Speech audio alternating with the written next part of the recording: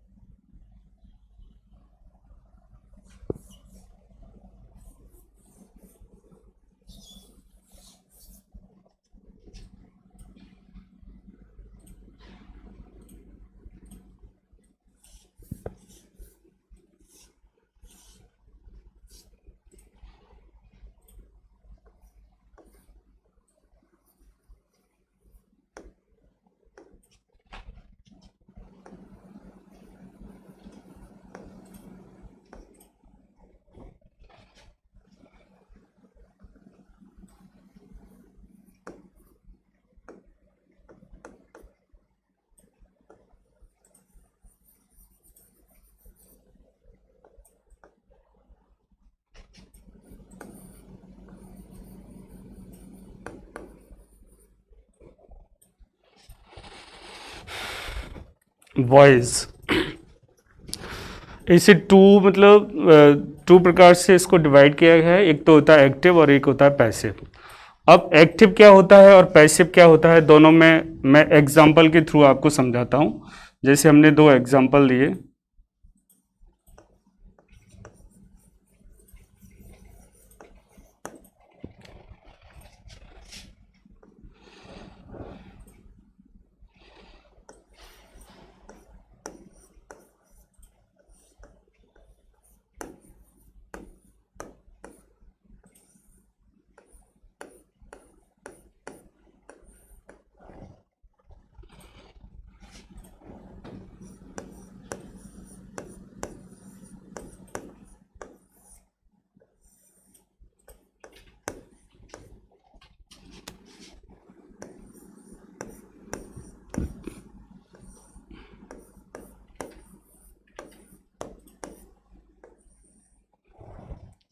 ये अपने दो एग्जाम्पल हैं. फर्स्ट एग्जाम्पल मैंने लिया है शेर पकड़ा गया, ठीक है. और दूसरा मैंने एग्जाम्पल लिया है कि शिकारी ने शेर को पकड़ा. तो इस वाली ये जो फर्स्ट जो एग्जाम्पल है शेर पकड़ा गया, इसमें शेर को पकड़ने वाला जो व्यक्ति है वो इसमें शो नहीं किया गया है.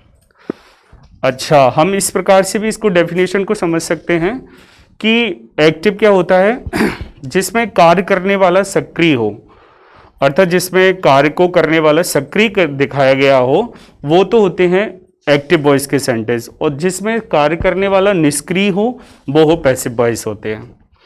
जैसे शेर पकड़ा गया, तो शेर स्वयं तो नहीं पकड़ा, किसी के द्वारा पकड़ा गया है.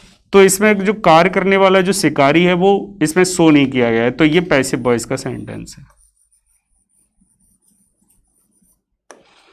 और शिकारी ने शेर पकड़ा, तो इसमें शेर को पकड़ने वाला जो शिकारी है वो इसमें शो किया गया है, तो ये एक्टिव वॉइस का सेंटेंस है.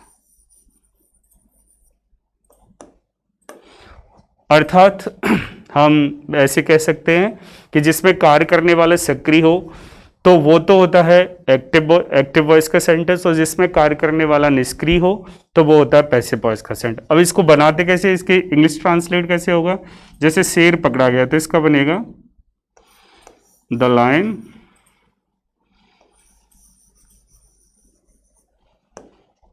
Was caught.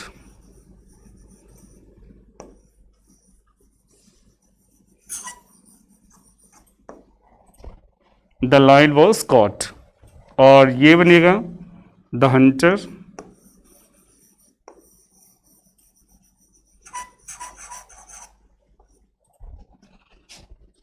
caught lion.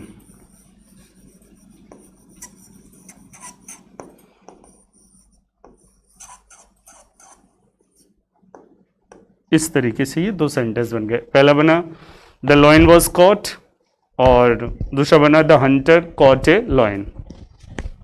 दोनों ही पास्ट के हैं, लेकिन अंतर बस ये है कि ये फर्स्ट सेंटेंस जो था वो एक्टिव वॉइस का, वो पैसिव वॉइस का था, और जो दूसरा सेंटेंस था वो एक्टिव वॉइस का था। और देखते हैं अपन एग्जांपल।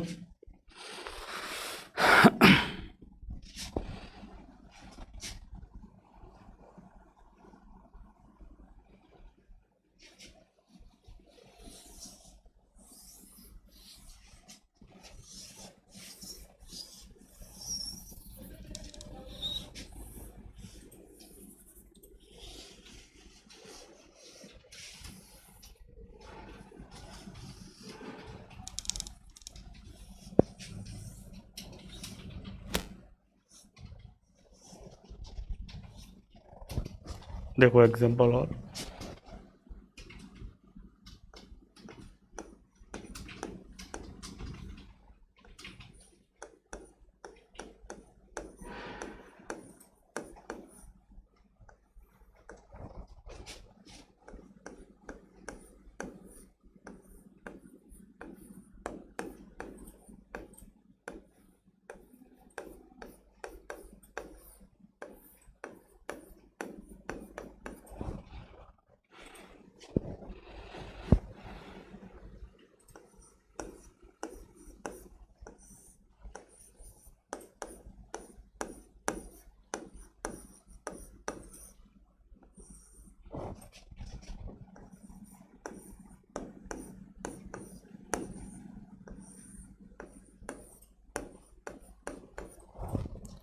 ये दो सेंटेंस हैं।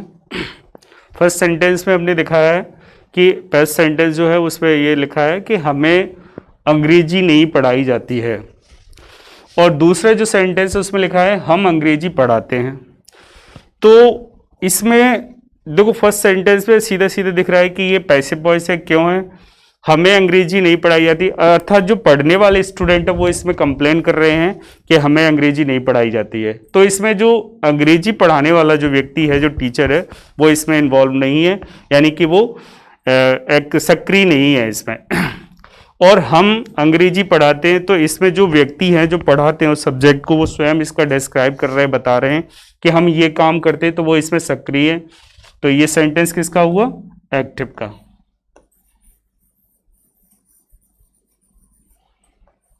और ये आपका हो गया पैसिव।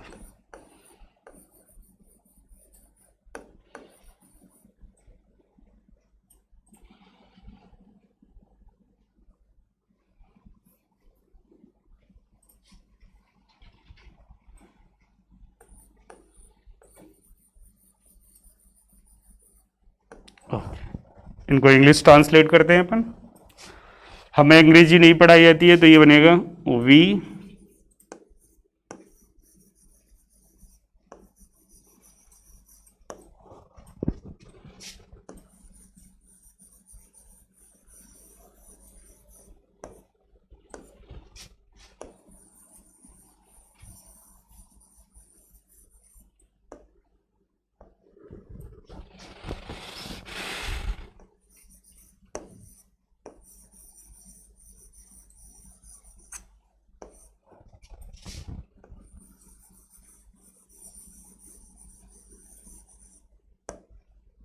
इस तरीके से फर्स्ट सेंटेंस था वो बना we are not taught English, we are not taught English.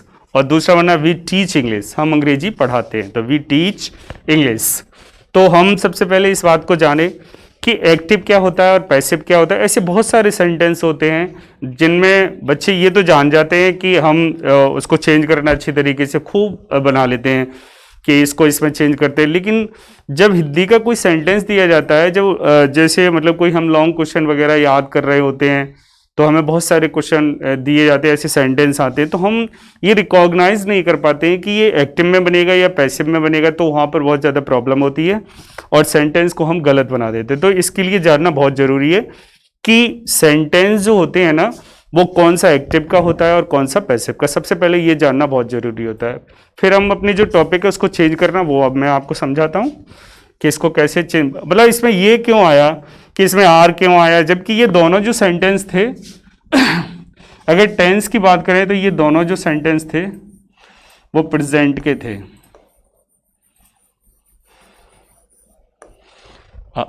Present indefinite कह सकते हैं।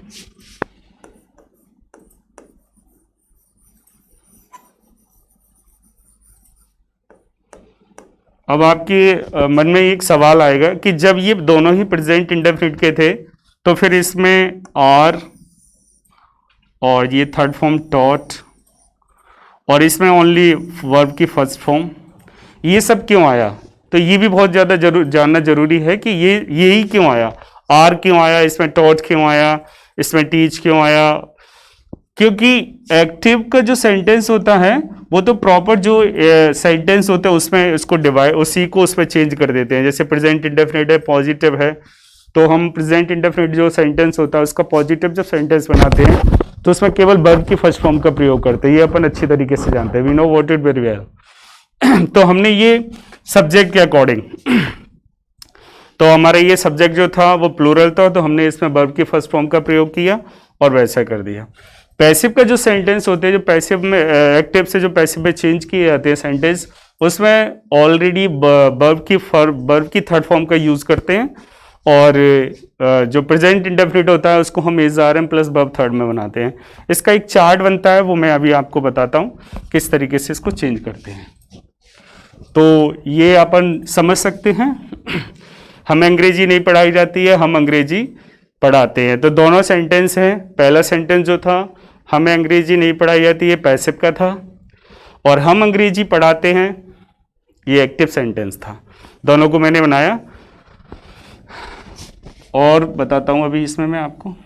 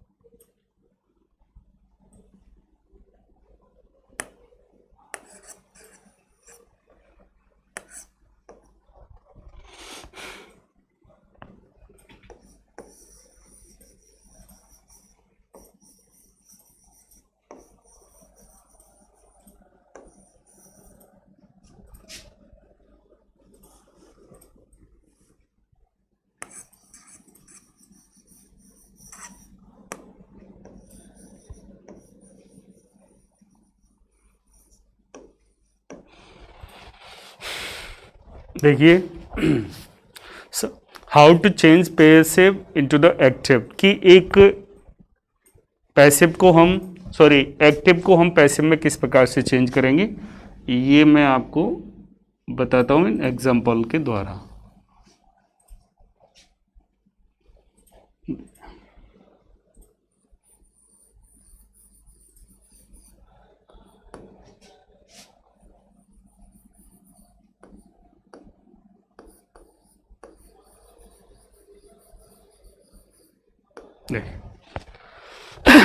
प्रेजेंट इंडेफिनिट को is are am plus verb third में चेंज करेंगे। अगर सब्जेक्ट अपना सिंगुलर होगा तो इज, प्लूरल होगा तो आर और आई के साथ एम का यूज करेंगे, और वर्ब की थर्ड फॉर्म का यूज करेंगे। अब देखो, जैसे हमने एक सेंटेंस लिया, सी सिंग्स ए सॉन्ग, तो सबसे पहले जब एक्टिव से पैसिव बनाते हैं तो ये अपन पहले क्लियर करते हैं कि इसमें सब्जेक्ट क्या है, ऑब्जेक्ट क्या है और वर्ब क्या है, वो तीनों चीज़ें पहले क्लियर करेंगे। तो इसमें हमने जैसे ये लिया सी सिंग्स ए सॉन्ग, तो इसमें सी हो गया अपना ये सब्जेक्ट, और ए सॉन्ग हो गया ऑब्जेक्ट, और ये सिंग्स हो गया वर्ब। ये हो गया, तीनों चीज़ें क्लियर हुई कि सब्जेक्ट और ऑब्जेक्ट और वर्ब। अब जब एक्टिव से जब पैसिव बनाते हैं तो ऑब्जेक्ट को तो हम सब्जेक्ट बना लेते हैं और सब्जेक्ट को ऑब्जेक्ट बनाते थे। अभी मैं आपको ये मतलब एक फ्लो उसमें बता रहा हूँ, फिर एक चार्ट के अकॉर्डिंग पूरा डिटेल में आपको समझाऊंगा कैसे क्या है। फिलहाल अपन ऐसे देखते हैं ना। तो ऑब्जेक्ट क्या है इसमें, ए सॉन्ग, तो हमने ये लिया ए सॉन्ग। टेंस का ज्ञान होना बहुत जरूरी है, टेंस को रिकॉग्नाइज करना आपको आना चाहिए। पहले सबसे पहले इसमें टेंस आने चाहिए अपन को कि ये सेंटेंस किस टेंस से बिलोंग करता है, तभी हम इसको बना सकते हैं।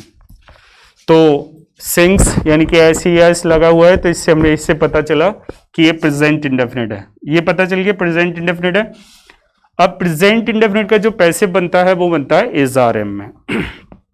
तो ए सॉन्ग क्या है, एक, तो लेंगे अपन वर्ब लेंगे इसमें इज, तो हमने ये इज ले लिया। अब वर्ब देखो, सब्जेक्ट हो गया, हेल्पिंग वर्ब होगी, अब वर्ब ले लो, वर्ब की थर्ड फॉर्म, सिंग्स की थर्ड फॉर्म होगी संग।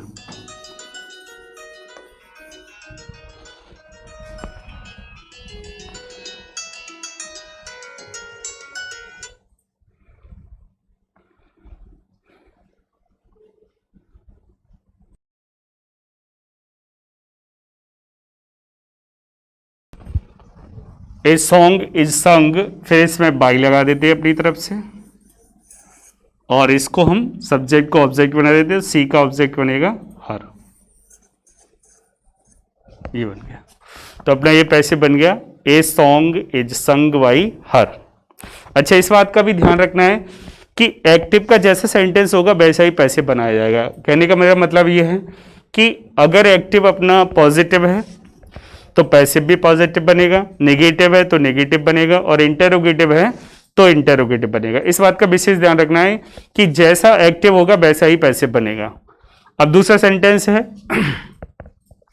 सी does not sing a song, तो वही प्रोसेस है इसमें, ऑब्जेक्ट को सब्जेक्ट, सब्जेक्ट को ऑब्जेक्ट, तो ये अपन ले लेंगे ऑब्जेक्ट ए सॉन्ग,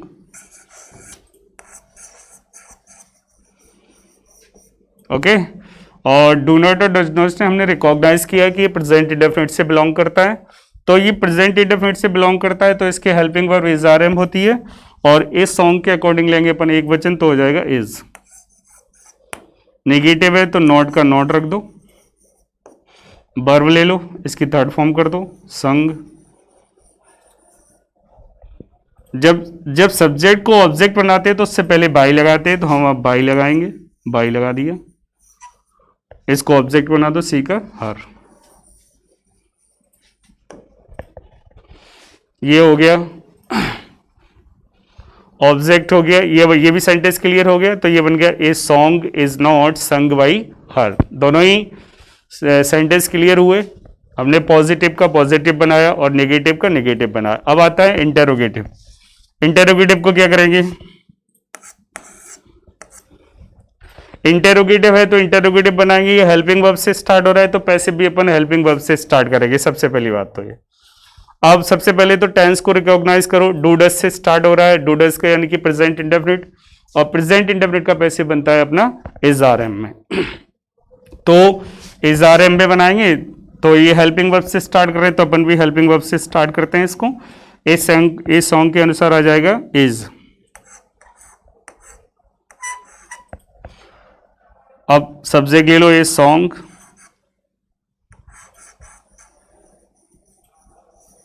ओके। सब हेल्पिंग वर्ब की जगह पे हेल्पिंग वर्ब, सब्जेक्ट की जगह पे सब्जेक्ट। अब वर्ब ले लो, वर्ब की थर्ड फॉर्म संग, और सब्जेक्ट को ऑब्जेक्ट बनाएंगे उससे पहले बाई लगा दो। सी का क्या बनेगा, हर,